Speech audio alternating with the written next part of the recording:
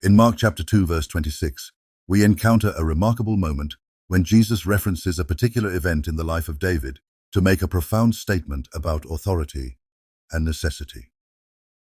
The verse tells us that David, when he was in need, entered the house of God and ate the showbread, which was reserved only for the priests.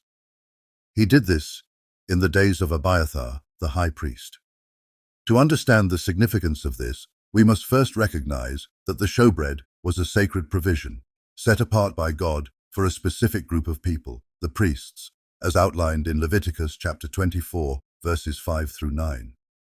This bread symbolized the provision of God for his servants, and it was a clear violation of the law for anyone outside of the priesthood to partake of it. Yet, David, God's anointed, did so without being condemned. What does this mean? Was Jesus implying that God's law could be broken without consequence? Not at all. Instead, Jesus highlights a deeper truth, that he, the Son of Man, is Lord even of the Sabbath, as he declares in Mark chapter 2, verse 28. Jesus uses David's action to show that the true intention behind God's law was not to enslave humanity to rituals, but to serve humanity's needs in accordance with God's will. Just as David's necessity allowed him to bypass a ceremonial law in an extraordinary circumstance, so too does Jesus, as the ultimate authority, have the right to interpret and apply the law according to its divine purpose.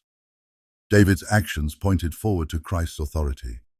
When David ate the bread, he was not condemned because he acted in line with God's sovereign purpose, which always supersedes mere human understanding of ritual law.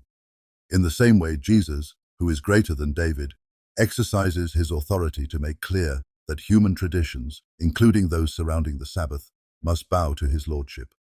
Colossians chapter 2, verse 16 warns against letting anyone judge us in matters of food, drink, or Sabbath days, for these things were a shadow of what was to come, and the substance belongs to Christ.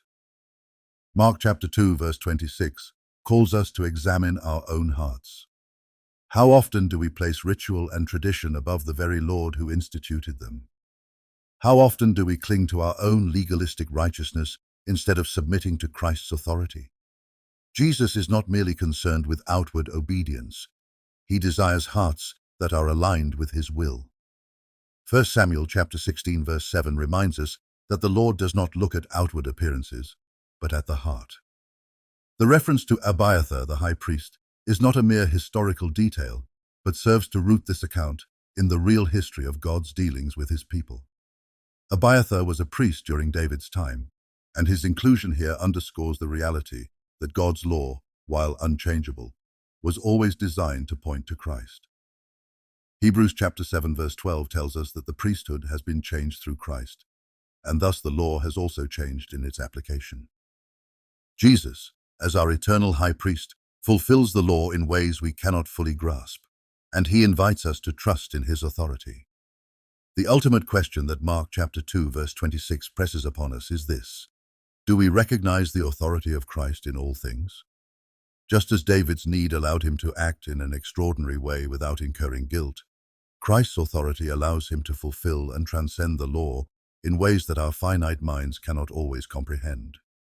The Pharisees, bound by their legalism, missed the heart of the law, and in doing so, they missed the Lord of the law who stood before them.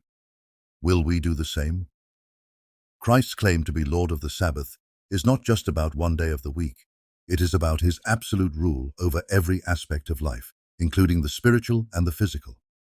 Revelation chapter 19, verse 16 tells us that he is the King of kings and Lord of lords. Therefore, we must not seek to justify ourselves by outward observances or by clinging to man-made traditions. Instead, we must bow to the one who holds all authority in heaven and on earth, as declared in Matthew chapter 28, verse 18. Mark chapter 2, verse 26 challenges us to submit fully to the authority of Christ. Just as David's actions were justified by his need and God's sovereign will, so too are we called to trust in Christ's lordship over our lives, trusting that he, in his infinite wisdom, knows far better than we ever could. Anything less than full submission to Christ is rebellion, and rebellion against the Lord of the Sabbath is a dangerous place to stand. This passage drives home the truth that Jesus is not simply another teacher or moral guide. He is the sovereign Lord, the one who has the final say on every law, every tradition, and every human need. Our response to this truth must be one of awe, reverence, and absolute surrender.